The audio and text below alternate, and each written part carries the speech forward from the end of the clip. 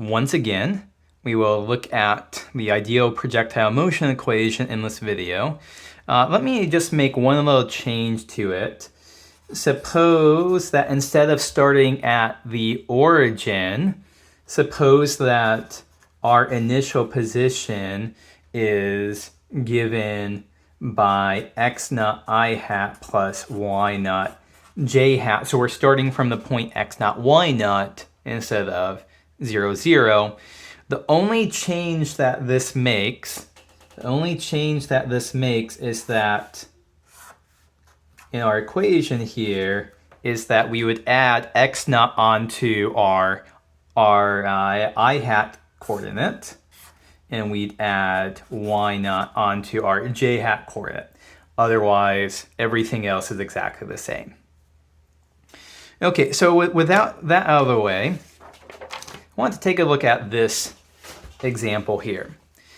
So a baseball, let me say this intentionally, a big block of text. In this section, you should be comfortable working out problems that are, big blocks of text.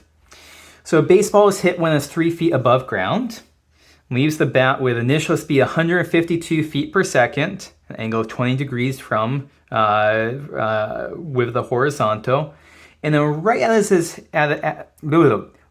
it is hit, an instantaneous gust of wind blows horizontally opposite the ball's forward motion, adding negative 8.8 I hat feet per second to the initial velocity. And we're assuming the key word in here is that this is an instantaneous gust of wind. So the wind is not always blowing at it.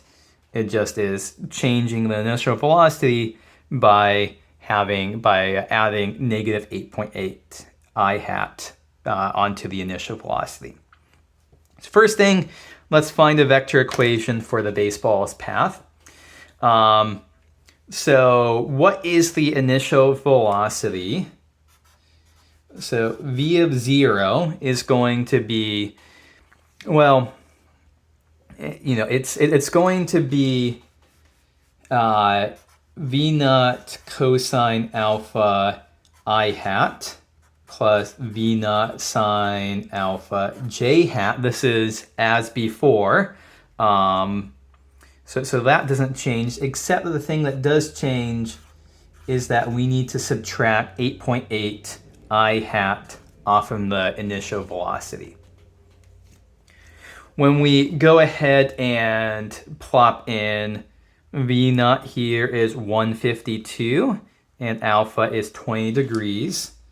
So this would become 152 cosine of 20 degrees minus 8.8 I hat plus 152 sine of 20 degrees j hat.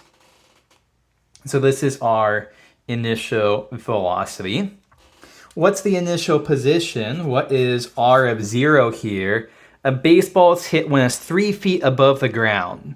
So it makes sense to assume that our y coordinate, our x coordinate, we should just leave it as 0, but the y coordinate is going to be 3. So instead of, let me get to a new slide here. There's more parts coming to the question. Should I have an extra piece of paper here? Instead of starting at the origin, we are starting 3 feet above the origin. So r of 0 is 0 I hat plus 3 j hat. That was supposed to be a j hat there. And then finally, our acceleration equation hasn't changed.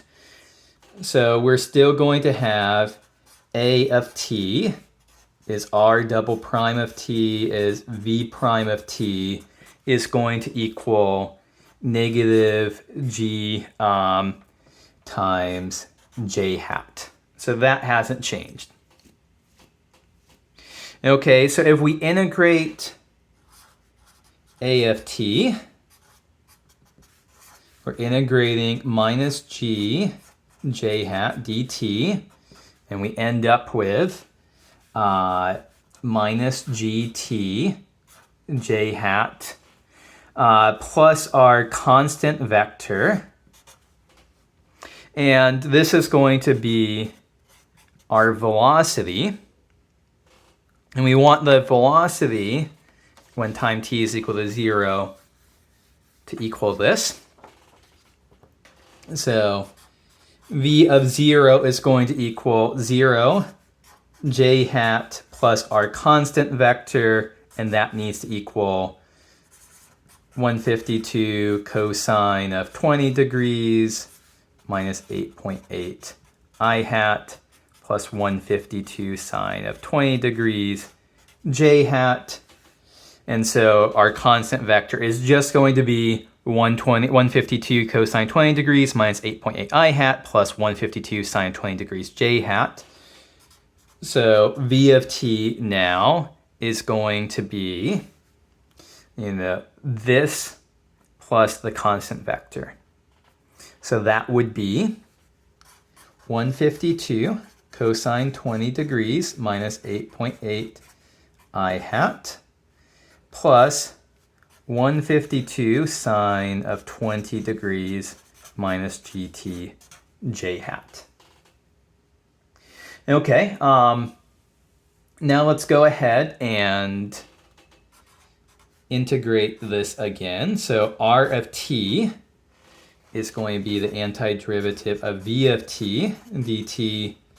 And so integrating this will give us 152 cosine 20 degrees minus 8.8 times t I hat, because these are all constant with respect to t, plus 152 sine of 20 degrees t minus gt squared over 2 j hat plus the constant vector, and the constant vector again just ends up being the initial r of 0. So r of 0 is 0 I hat plus 3 j hat, so there needs to be a plus 3 in here. So this is right here our final answer for r of t.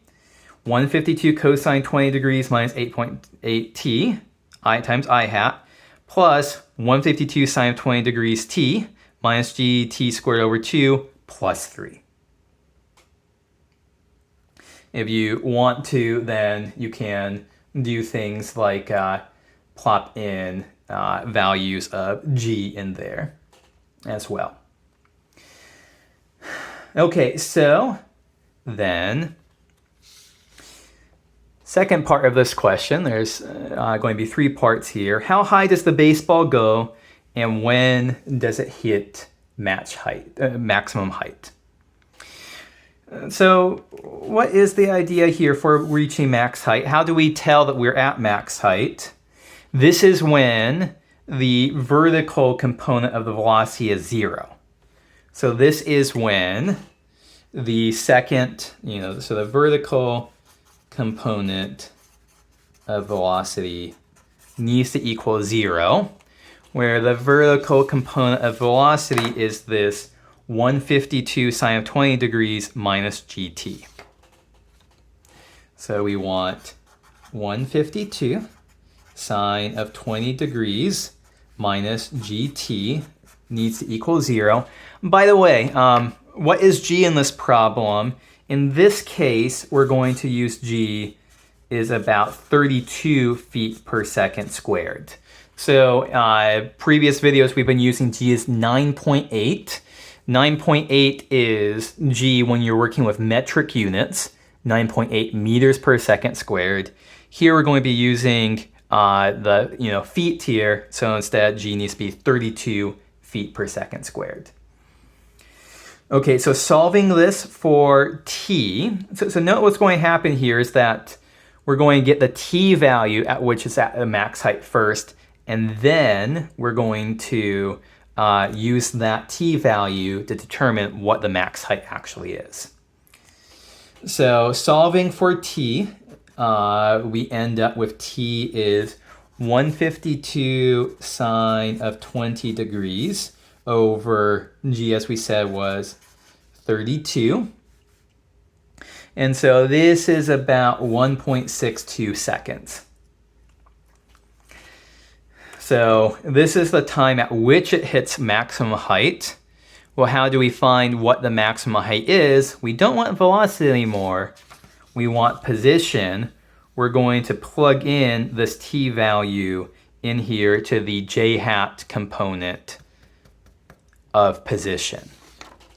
So the max height, y max, is going to equal 3 plus 152 sine of 20 degrees times, and I probably should be using squiggly equals because we're approximating there with 1.62. So we'll plop in 1.62 here, minus g, we said that was 32. 32 times 1.62 squared. So crunching this out again, this is going to be about 45.2 feet.